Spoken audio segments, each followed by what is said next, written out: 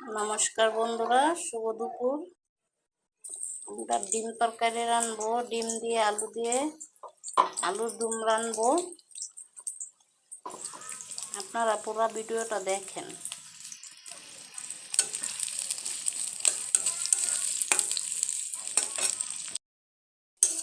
আমাদের পেঁয়াজ ভাজি হয়ে গেছে, এবার দিয়ে দেবো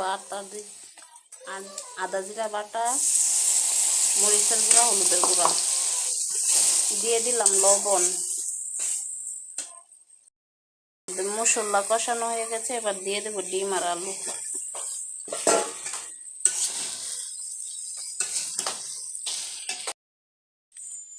পরিমাণ মতো ঝোল দিয়ে দেবো।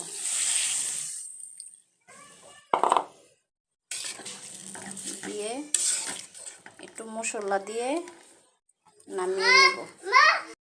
এখন একটু ভাজা জিরার গুঁড়া দিয়ে নামিয়ে নেব। যদি রান্নাটা ভালো লেগে থাকে অবশ্যই লাইক কমেন্ট শেয়ার করে দেবেন,